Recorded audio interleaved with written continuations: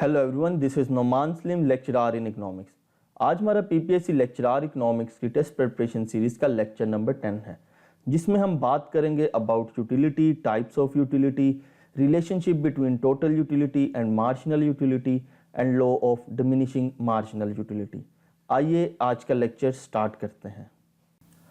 The theory of consumer behaviour. Consumer का objective होता है टू मैक्सिमाइज यूटिलिटी।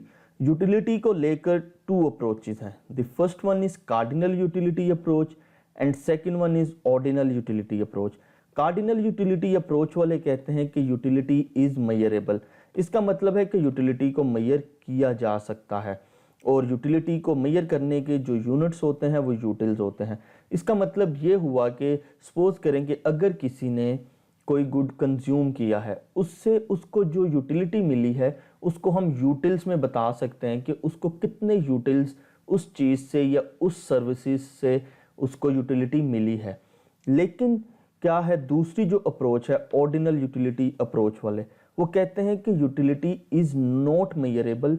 यूटिलिटी को हम मेजर नहीं कर सकते, लेकिन हाँ हम यूटिलिटी की रैंकिंग कर सकते हैं, ऑर्डरिंग कर सकते हैं। सो इसका मतलब ये हुआ कि कार्डिनल अप्रोच जो है वो एक क्वांटिटेटिव अप्रोच है और ऑर्डिनल अप्रोच एक क्वालिटेटिव अप्रोच है। क्योंकि जो कार्डिनल अप्रोच वाले हैं वो कहते हैं कि यूटिलिटी को हम मेजर कर सकते हैं, लेकिन ऑर्डिनल अप्रोच वाले कहते हैं कि यूटिलिटी को मेजर नहीं किया जा सकता। सपोज के अगर हम दो गुड्स कंज्यूम कर रहे हैं, हमें नहीं पता चलता कि हमें एक गुड से कितनी यूटिलिटी मिली और दूसरी गुड से हमें कितनी यूटिलिटी मिली। सो इसलिए जो ऑर्डिनल अप्रोच वाले हैं वो कहते हैं कि हम यूटिलिटी को मेजर नहीं कर सकते। हाँ हम ये ज़रूर बता सकते हैं कि जी हमें ज़्यादा चीज़ क्या पसंद आई है, हमें गुड ए ज़्यादा पसंद आया है या गुड बी ज़्यादा पसंद आया है।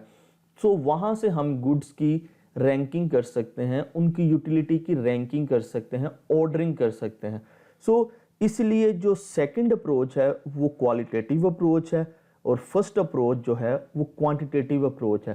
क्योंकि फर्स्ट अप्रोच में जो गुड्स हैं उनसे यूटिलिटी जो मिलती है उनको यूटिल्स में हम क्वांटिफाई कर सकते हैं, उनको ये बता सकते हैं कि जी इस गुड को कंज्यूम करने से मुझे इतनी यूटिलिटी मिली है, इतने यूटिल्स यूटिलिटी मिली है।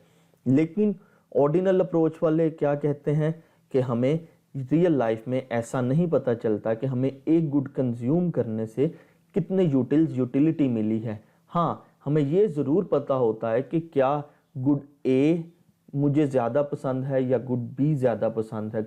ऑब्वियसली जो चीज़ ज़्यादा पसंद होती है उसको कंज्यूम करने से हमें ज़्यादा यूटिलिटी मिल रही होती है।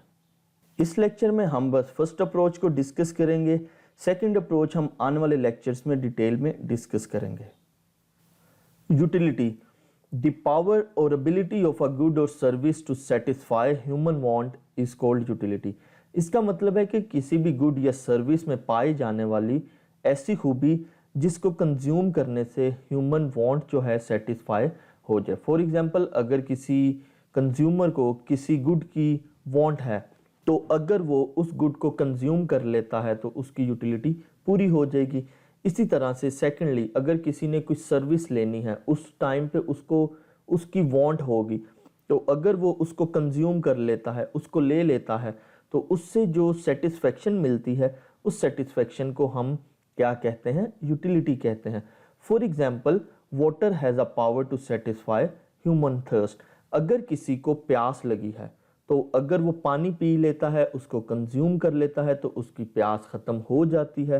तो उससे जो सेटिस्फेक्शन मिलती है पानी पीने से, उस सेटिस्फेक्शन को हम यूटिलिटी कहते हैं। उसके बाद है bread has a power to satisfy hunger. इसी तरह अगर किसी को भूख लगी है तो वो खाना खा लेता है, ब्रेड खा लेता है, तो उसकी जो हंगर की वांट थी वो पूरी हो जाती है, तो उसको हम यूटिलिटी कहते हैं। सो ओवरऑल हमें ये पता होना चाहिए कि यूटिलिटी जो है वो एक सेटिस्फेक्शन है। सेटिस्फेक्शन ऐसी सेटिस्फेक्शन जो ह्यूमन वांट को क्या करती है, पूरा करती है, या ऐसी चीज़ है कि जो कंज्यूम करने से ह्यूमन वांट पूरी हो जाती है, उसको हम सेटिस्फेक्शन भी कहते हैं और उसी को हम यूटिलिटी कहते हैं। यूटिलिटी जो है वो एक क्या है, रिलेटिव टर्म है। रिलेटिव टर्म का मतलब वो मेरे लिए तो हो सकता है किसी चीज़ में यूटिलिटी हो सकता है वो आपके लिए उस चीज़ में यूटिलिटी ना हो। यूटिलिटी और यूज़फुलनेस में बहुत ज़्यादा डिफरेंस है, वो हम ज़रा डिटेल में देखते हैं। Utility versus usefulness. Utility actually किसी भी चीज़ में पाए जाने वाली ऐसी करेक्टरिस्टिक है या खूबी है जिसकी वजह से हमारी ह्यूमन वांट सेटिस्फाई हो जाती है। जब हम उसको कंज्यूम करते हैं तो उससे हमारी ह्यूमन सेटिस्फेक्शन जो है वो फुलफिल हो जाती है, हमें उस चीज़ से सेटिस्फेक्शन मिलती है। लेकिन उस सेटिस्फेक्शन का ये कतन मतलब नहीं है कि उसका हमेशा हमारे ऊपर, हमारी कम्युनिटी के ऊपर पॉजिटिव इम्पैक्ट होगा, क्योंकि सम टाइम हम ऐसी चीज़ें भी कंज्यूम कर लेते हैं जो हमें क्या है सेटिस्फेक्शन तो दे रही होती हैं, हमारी ह्यूमन वांट को सेटिस्फाई तो कर देती हैं, लेकिन उनका हमारे ऊपर और हमारी कम्युनिटी के ऊपर पॉजिटिव इम्पैक्ट नहीं होता।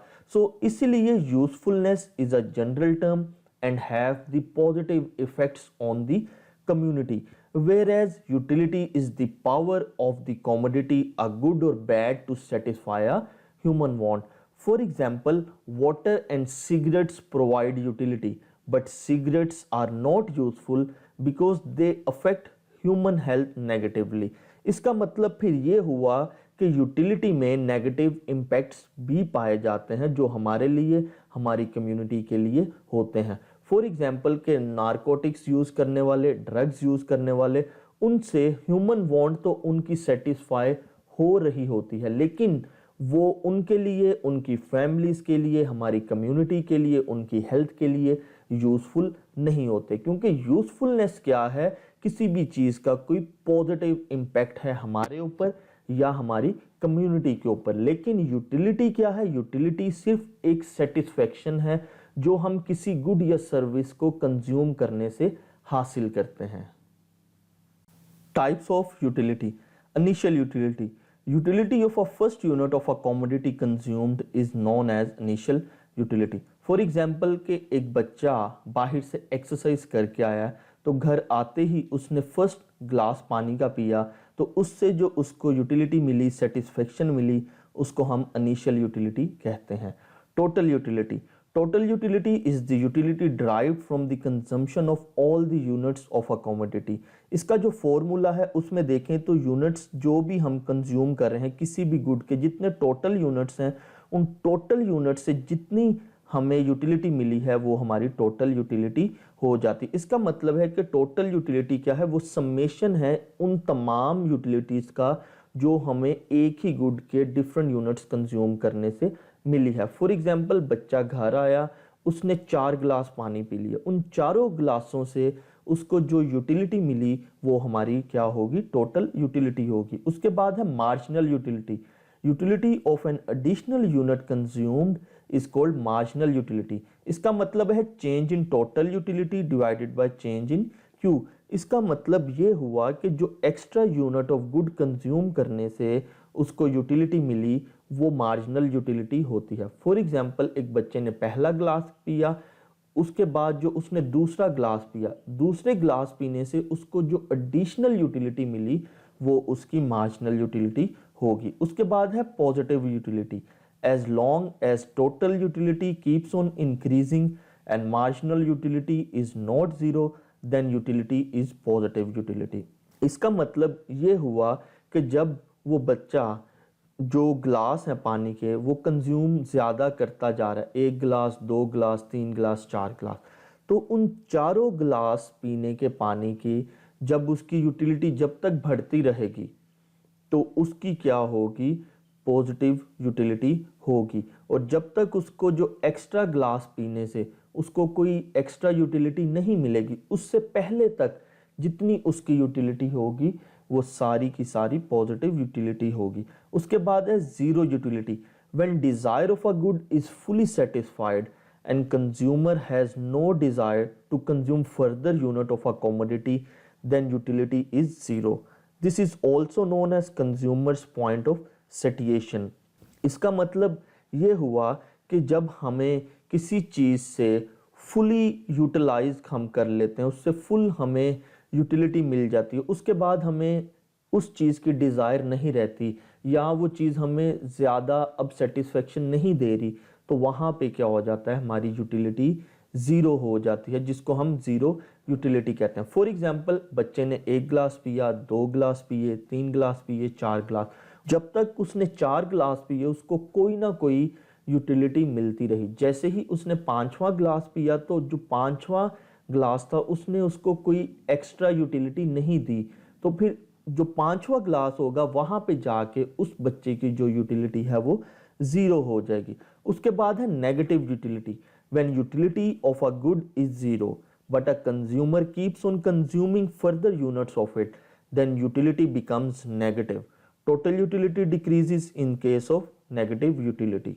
इसका मतलब है कि जब उस बच्चे ने 5 गिलास पानी के पी लिए, लेकिन उसके बाद वो फिर भी पानी के ग्लास पीता जा रहा है, हालांकि उसकी जो यूटिलिटी थी 5वें ग्लास तक फुलफिल हो चुकी थी, उसके बाद उसको फर्दर यूटिलिटी नहीं मिलेगी, तो उसने क्या किया, उसने एक्स्ट्रा ग्लास पानी के और पीना शुरू कर दिए। तो उस केस में जाके क्या होता है, यूटिलिटी बढ़ने की बजाय बल्कि कम हो जाती है। तो उसको हम क्या कहते हैं, नेगेटिव यूटिलिटी कहते हैं, क्योंकि जब उसकी सपोज करें कि 5 गिलास पानी पीने से उसका पेट भर गया, उसके बाद अगर वो फर्दर पानी के ग्लास पीता जा रहा है तो हो सकता है उसको वॉमिट आ जाए। तो वॉमिट आने से उसकी टोटल यूटिलिटी बढ़ने की बजाय बल्कि कम होगी। जब टोटल यूटिलिटी कम होती है तो हमारी जो यूटिलिटी है वो नेगेटिव हो जाती है। सो इसलिए जो इनिशियल यूटिलिटी है वो first unit of good consume करने से मिलती है। टोटल यूटिलिटी होती है जो हमने टोटल यूनिट्स कंज्यूम किए हैं उनसे मिलती है। मार्जिनल यूटिलिटी एक्स्ट्रा यूटिलिटी होती है जो हम extra unit of good consume करने से लेते हैं। और पॉजिटिव यूटिलिटी वो होती है जब तक टोटल यूटिलिटी बढ़ती रहती है और वो जो मार्जिनल यूटिलिटी है वो ज़ीरो ना हो जाए।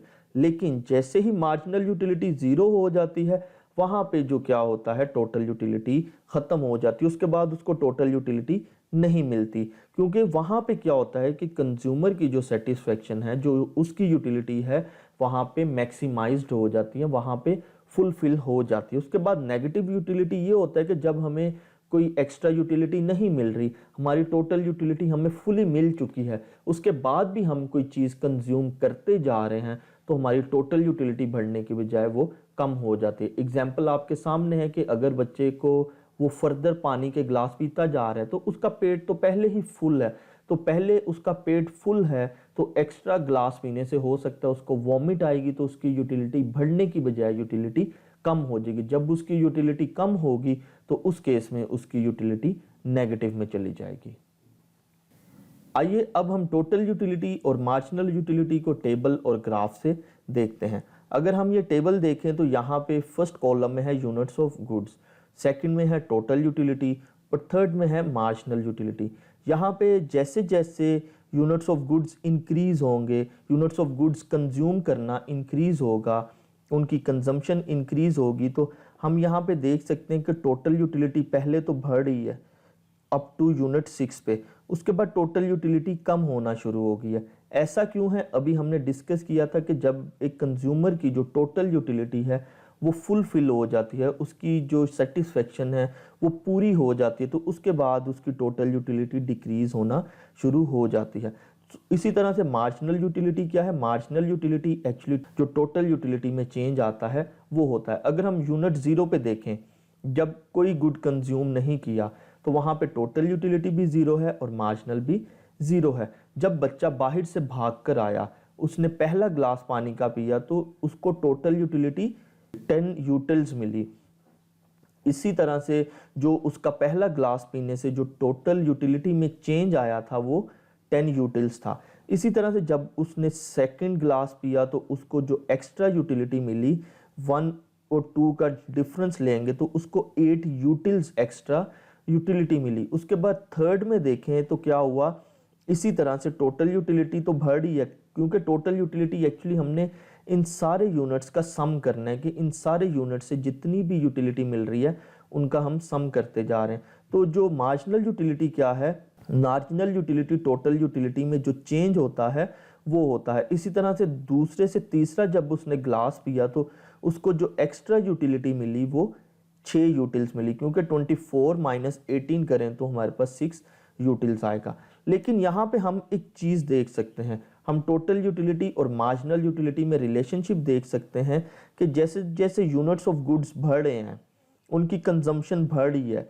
टोटल यूटिलिटी तो बढ़ रही है but at a decreasing rate. Decreasing rate का मतलब है कि पहले जो मार्जिनल यूटिलिटी है वो ज़्यादा मिल रही है, आहिस्ता आहिस्ता मार्जिनल यूटिलिटी क्या होना शुरू होगी है, कम होना शुरू हो गया। इसका मतलब ये हुआ कि जब किसी चीज़ को हम हासिल कर लेते हैं, वो हमें मिल जाती है, तो उसकी वैल्यू आहिस्ता आहिस्ता हमारे लिए कम होना शुरू हो जाती है। इसलिए जब भी किसी चीज़ का जो स्टॉक होता है वो हमारे पास बढ़ना शुरू हो जाता है, तो उसकी जो मार्जिनल यूटिलिटी होती है, एक्स्ट्रा यूटिलिटी हमारे लिए कम से कम होती चली जाती है। इसलिए क्या होता है कि यूनिट्स ऑफ गुड्स जब हम कंज्यूम कर रहे होते हैं तो हमारी टोटल यूटिलिटी तो इंक्रीज हो रही होती है, लेकिन जो मार्जिनल यूटिलिटी है वो डिक्रीज हो रही होती है। यहाँ पे जो फर्स्ट यूनिट है इसकी जो यूटिलिटी होगी इसको हम इनिशियल यूटिलिटी कहेंगे।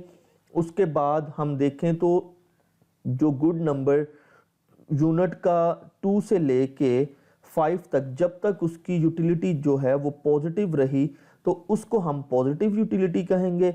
जहाँ पे टोटल यूटिलिटी देखें तो मैक्सिमम है 30 है, इसके बाद जो मार्जिनल यूटिलिटी यहाँ पे 0 हो गया तो इसको हम क्या कहेंगे, ज़ीरो यूटिलिटी कहेंगे। अक्सर यहाँ पे लोगों को कन्फ्यूजन होती है कि उसकी टोटल यूटिलिटी तो यहाँ पे भी 30 है, यहाँ पे भी 30, तो क्या 5th यूनिट उसके लिए मैक्सिमम यूटिलिटी वाला ना हुआ?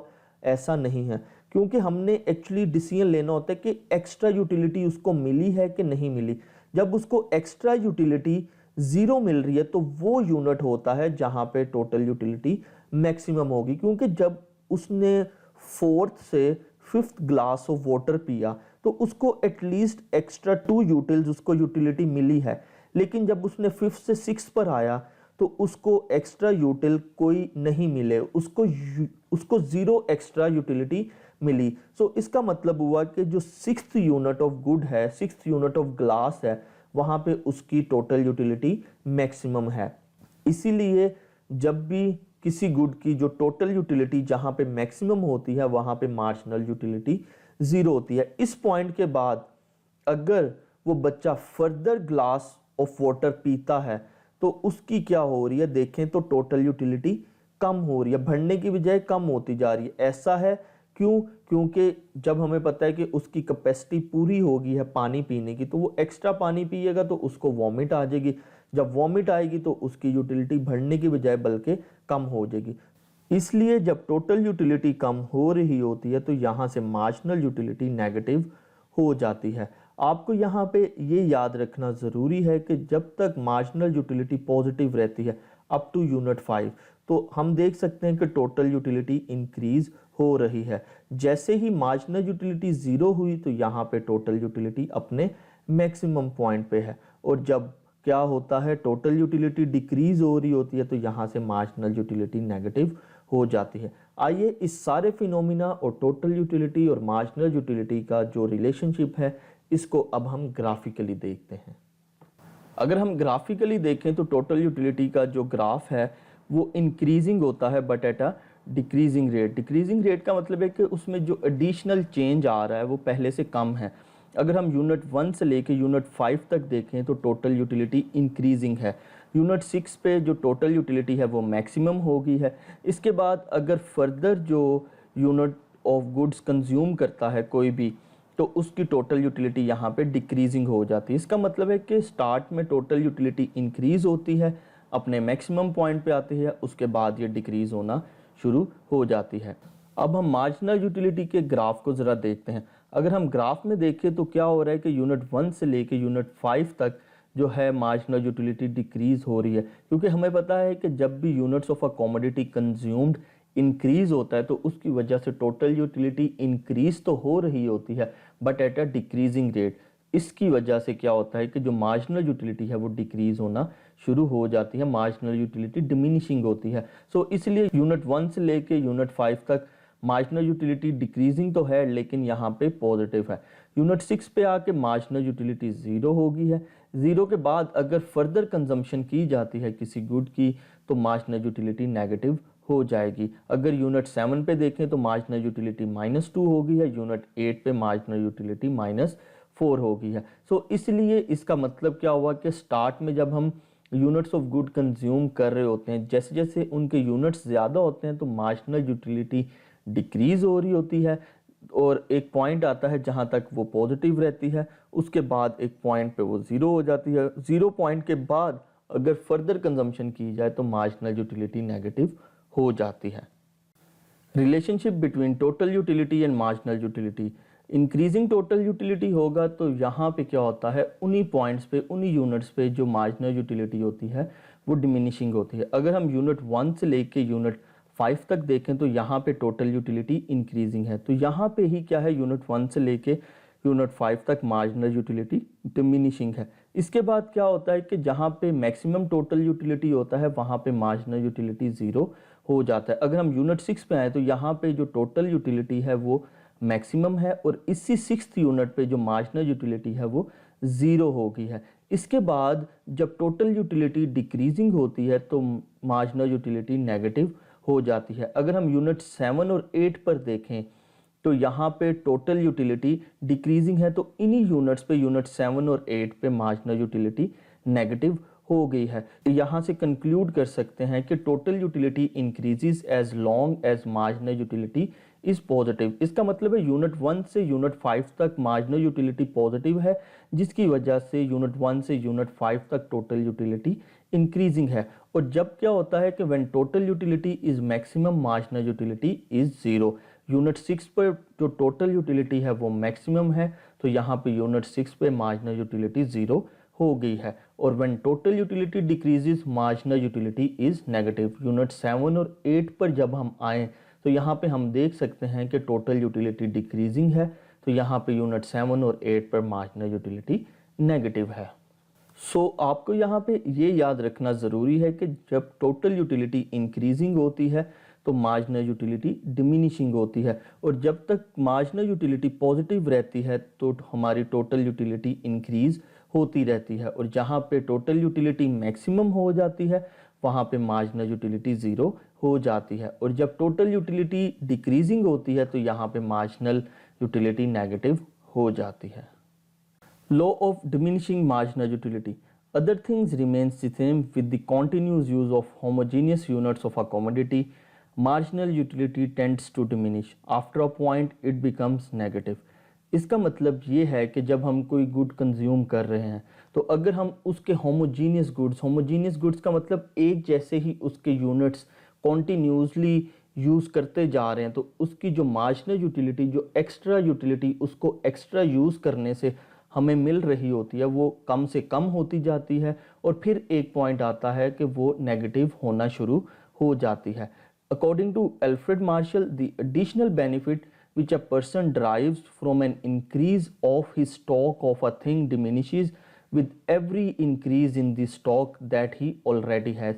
इसका मतलब है अकॉर्डिंग टू एल्फ्रेड मार्शल, वो ये कहते हैं कि जब कोई गुड का स्टॉक हमारे पास मौजूद है तो जैसे ही हम उसका एक्स्ट्रा स्टॉक और उसमें ऐड करना शुरू कर देते हैं तो जो हमारी यूटिलिटी है, जो एक्स्ट्रा बेनिफिट है, हमें जो एक्स्ट्रा स्टॉक इकट्ठा करने से मिल रही होती है वो पहले से कम हो जाती है। इसको अगर हम सादा अल्फाज में डिफ़ाइन करें तो इसका मतलब ये है कि जो चीज़ हमारे पास मौजूद है अगर उसको हम और उसमें ऐड करते जाएं तो उसकी वैल्यू जो है वो पहले से हमारे लिए कम होना शुरू हो जाती, क्योंकि अक्सर आपने सुना होगा कि जी excess of everything is bad.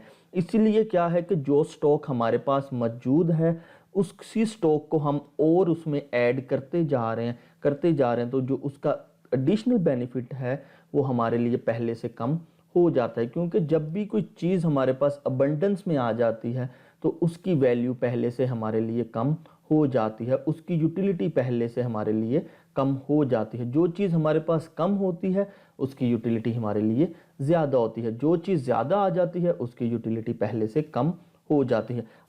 आइए अब हम assumptions of law of diminishing marginal utility discuss करते हैं। ये ऐसी अजम्पशंस होंगी कि अगर ये फुलफिल होंगी तो जो law of diminishing marginal utility है जो ये कहता है कि जब से ही हम किसी गुड की जो कंजम्पशन है उसको ज़्यादा से ज़्यादा करते जाते हैं तो जो एडिशनल बेनिफिट या एडिशनल यूटिलिटी हमें मिलती है, वो जो कॉन्टिन्यूस यूज़ करने से हमारी कम से कम होती जाती है, वो इन्हीं केस में पॉसिबल है जब ये अजम्पशंस फुलफिल होंगी। सबसे पहला क्या है कि कॉन्टिन्यूस यूज़। कॉन्टिन्यूस यूज़ का यहाँ पे ये मतलब है कि अगर हम किसी चीज़ की कंजम्पशन कर रहे हैं तो उसका रेफरेंस जो टाइम है वो एक ही होना चाहिए, कि एक ही वक्त में हमने कॉन्टिन्यूस किसी चीज़ की कंजम्पशन करनी है। ऐसा नहीं है कि एक गिलास हमने सुबह के टाइम पी लिया, एक हमने शाम के टाइम पी लिया, एक रात के टाइम पी लिया, या एक गिलास हमने बाहर से एक्सरसाइज करके आके पिया और एक गिलास हमने घर पे बैठे हुए पिया। इन सारे पॉइंट ऑफ टाइम्स में क्या होगा कि यूटिलिटी डिफरेंट आएगी। अगर हम एक ही रेफरेंस या एक ही पॉइंट ऑफ टाइम पे जो कंजम्पशन है वो ज़्यादा कर रहे हैं तो फिर हमारा law of diminishing marginal utility जो है वो एप्लीकेबल होगा, वो वैलिड रहेगा। Next one is suitable size. इसका मतलब है कि जब कोई कंजम्पशन किसी चीज़ की कर रहा है तो उनके यूनिट्स का जो साइज़ है वो सूटेबल होना चाहिए। अगर वो साइज सूटेबल या एक जैसा नहीं होगा तो ये लॉ इनवैलिड हो जाएगा। फॉर एग्जांपल कि अगर एक बच्चा स्टार्ट में जग से पानी पी लेता है, उसके बाद ग्लास पे आ जाता है, ग्लास के बाद स्पून पे आ जाता है, तो हमें पता है कि इन तीनों चीज़ों का जो साइज़ है वो डिफरेंट है, जिसकी वजह से जो मार्जिनल यूटिलिटी होगी वो भी डिफरेंट होगी। अगर सपोज करें कि स्टार्ट में वो जग से पानी पी रहा है तो हो सकता है कि अभी उसने वो जग पूरा भी ना पिया हो तो उसकी जो कैपेसिटी है पानी पीने की वो फुलफिल हो जाए, तो यहाँ पे फिर हमें मार्जिनल यूटिलिटी को कैलकुलेट करना मुश्किल हो जाएगा। उसके बाद अगर वो ग्लास के बाद स्पून पे आ जाता है तो हमें पता है कि ग्लास पीने के बाद अगर वो स्पून पे आ जाता है, स्पून से पानी पी रहा है, तो क्या होगा,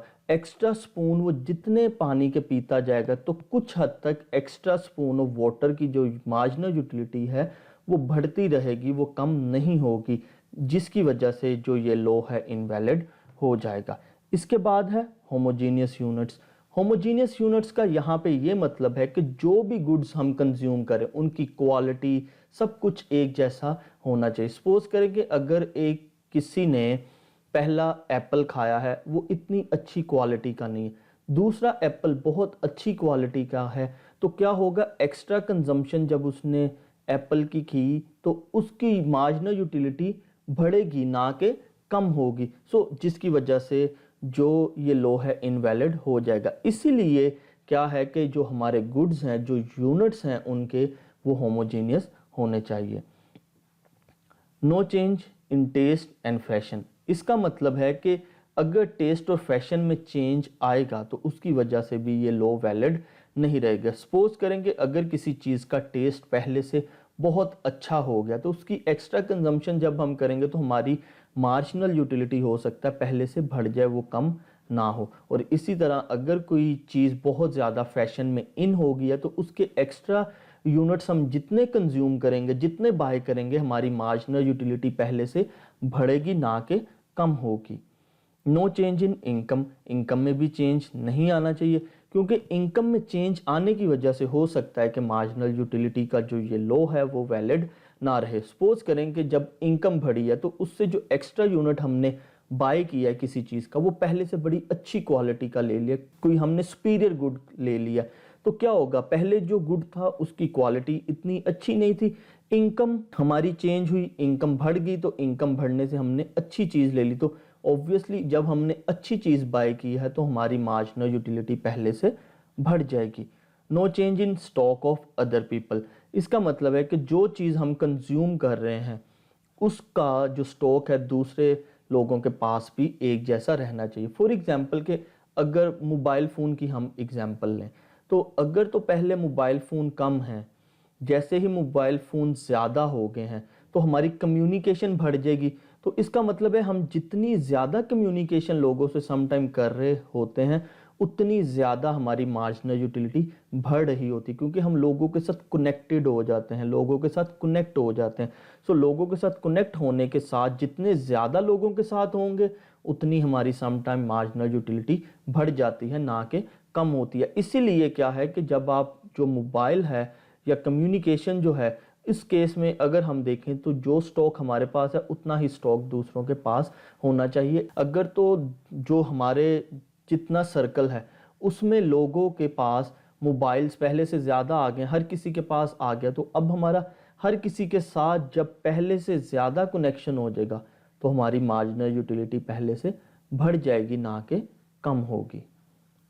आइए अब हम law of diminishing marginal utility को टेबल और ग्राफ से डिस्कस करते हैं। अगर हम टेबल में देखें तो फर्स्ट कॉलम में है यूनिट्स कंज्यूम्ड, सेकंड में है टोटल यूटिलिटी, थर्ड में है marginal utility. Marginal utility actually होती है जो चेंज होता है टोटल यूटिलिटी में एक्स्ट्रा यूनिट्स कंज्यूम्ड करने की वजह से। इसका मतलब ये हुआ कि अगर जो एक्स्ट्रा यूनिट्स कंज्यूम्ड करने से जो टोटल यूटिलिटी में एक्स्ट्रा इंक्रीज आया या चेंज आया वो हमारा मार्जिनल यूटिलिटी हो जाता है। अगर हम यहाँ पे देखें तो जैसे जैसे यूनिट्स कंज्यूम्ड ज़्यादा हो रहे हैं तो टोटल यूटिलिटी इंक्रीज हो रही है, but at a decreasing rate, क्योंकि जो एक्स्ट्रा एडिशनल उसमें ऐड हो रही है ना टोटल यूटिलिटी, वो पहले से कम होती जा रही। यूनिट 5 पे आकर टोटल यूटिलिटी मैक्सिमम हो गई है, इसके बाद टोटल यूटिलिटी बढ़ने की बजाय क्या होना शुरू होगी, कम हो रही है, क्योंकि यूनिट्स अगर कंज्यूम्ड ज़्यादा हो रहे हैं तो यहाँ पे टोटल यूटिलिटी डिक्रीज होना शुरू हो गई है। इसी तरह से अगर हम देखें तो मार्जिनल यूटिलिटी स्टार्ट में क्या है, जितनी टोटल है उतनी ही मार्जिनल है। जैसे जैसे units of goods consumed increase हो रहे हैं तो यहाँ से मार्जिनल यूटिलिटी डिक्रीज होती जा रही है। जहाँ पे टोटल यूटिलिटी मैक्सिमम है वहाँ पे मार्जिनल यूटिलिटी ज़ीरो हो गई है। इस पॉइंट के बाद जब क्या हो रहा है, टोटल यूटिलिटी डिक्रीज हो रही है तो यहाँ से मार्जिनल यूटिलिटी नेगेटिव हो गई है। अगर हम ग्राफ में देखें तो यूनिट 1 से लेके यूनिट 4 तक जो मार्जिनल यूटिलिटी है वो पॉजिटिव है। यूनिट 5 पर मार्जिनल यूटिलिटी ज़ीरो हो गई है। इसके बाद अगर फर्दर कंजम्पशन कोई करता है गुड्स की तो उसकी मार्जिनल यूटिलिटी बढ़ने की बजाय नेगेटिव हो जाएगी, क्योंकि यूनिट 6 पे देखें तो जो मार्जिनल यूटिलिटी है वो -5 हो गई है और यूनिट 7 पर मार्जिनल यूटिलिटी -10 हो गई है। इसका मतलब ये है कि जब हम किसी भी चीज़ की एक्स्ट्रा कंजम्पशन करते जाते हैं तो उससे जो एक्स्ट्रा बेनिफिट या एक्स्ट्रा यूटिलिटी हमें मिल रही होती है, जिसको हम मार्जिनल यूटिलिटी कहते हैं, वो पहले से कम होती जाती है। इसी सारे फिनोमिना को हम law of diminishing marginal utility कहते हैं, क्योंकि जैसे जैसे यूनिट्स ऑफ गुड्स इंक्रीज हो रहे हैं, units of goods consumed increase हो रहे हैं, तो मार्जिनल यूटिलिटी डिक्रीज होती जा रही है। एक वक्त आता है जब हमारी मार्जिनल यूटिलिटी ज़ीरो हो जाती है।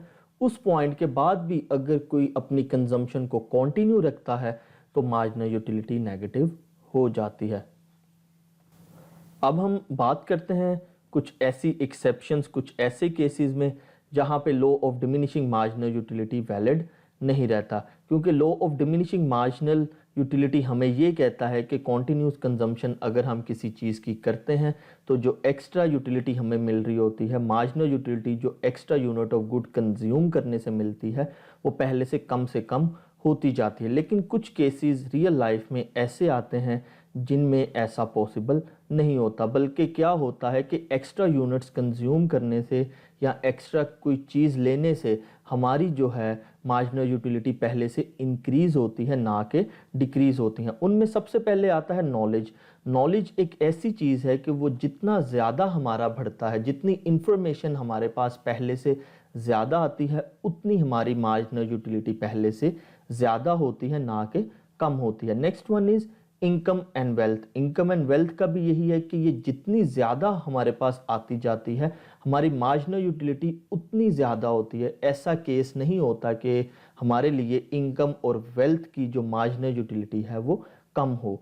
Next one is hobbies. Hobbies का भी यही है कि जितनी हमारी हॉबीज़ होती हैं उसमें हम जितना ज़्यादा टाइम स्पेंड करते हैं उतनी हमें ज़्यादा यूटिलिटी मिल रही होती है, ना कि हमारी मार्जिनल यूटिलिटी कम होती है। फैशन के केस में भी ऐसा ही है कि अगर कोई फैशन इन है तो उस केस में उसके जितने ज़्यादा यूनिट्स हम कंज्यूम करते हैं उतनी ज़्यादा हमें यूटिलिटी ज़्यादा मिल रही होती है। हर यूनिट से हमें जो एक्स्ट्रा मार्जिनल यूटिलिटी होती है वो भी ज़्यादा होती है। इसके बाद है नारकोटिक्स। नारकोटिक्स और ड्रग्स का केस ऐसा है कि उस केस में भी अगर कोई नारकोटिक्स या ड्रग्स को यूज़ करता है तो वो जितने एक्स्ट्रा यूनिट्स उसके कंज्यूम करता जाता है उसकी जो यूटिलिटी है और मार्जिनल यूटिलिटी है वो पहले से ज़्यादा हो रही होती है, ना कि कम होती है। उसके बाद है इरेशनल बिहेवियर।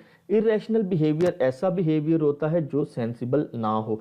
समटाइम लोग क्या करते हैं, सपोज हम ले लेते हैं खाने की एग्जांपल, वो खाना खाते जाते हैं तो उनको ये फील हो रहा होता है, उनका बिहेवियर इरेशनल होता है, उनको लग रहा होता है कि हम जितना ज़्यादा खाना खाएंगे उतनी ज़्यादा हमें मार्जिनल यूटिलिटी मिलेगी या उतनी ज़्यादा हमें यूटिलिटी मिलेगी। तो इस केस में क्या होता है, समटाइम अगर उनकी मार्जिनल यूटिलिटी डिक्रीज भी हो रही होती है तो वो उनको ऐसा फील हो रहा होता है कि हमारी मार्जिनल यूटिलिटी पहले से बढ़ी है। इसलिए वो क्या होता है कि इरेशनल बिहेवियर के केस में भी वो जितना ज़्यादा खाना खा रहे होते हैं उनको उतनी ज़्यादा मार्जिनल यूटिलिटी मिल रही होती है। सो ये कुछ केस थे जिसमें knowledge, income and wealth, hobbies, fashion, narcotics और इरेशनल बिहेवियर, इनमें जो law of diminishing marginal utility है वो वैलिड नहीं रहता, क्योंकि ये कुछ एक्सेप्शंस हैं। इन केसेस में क्या होता है कि लोग जितनी इनकी ज़्यादा कंजम्पशन कर रहे होते हैं इन चीज़ों की, उनके लिए उतनी मार्जिनल यूटिलिटी बढ़ रही होती है, ना कि मार्जिनल यूटिलिटी कम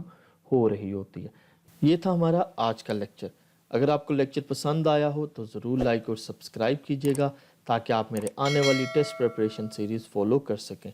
मीनवाइल अगर आपके कोई क्वेश्चंस, क्यूरीज या सजेशंस हैं तो आप मुझे कमेंट सेक्शन में बता सकते हैं ताकि मैं आने वाले लेक्चर्स में उनको भी एड्रेस कर सकूं। Thank you.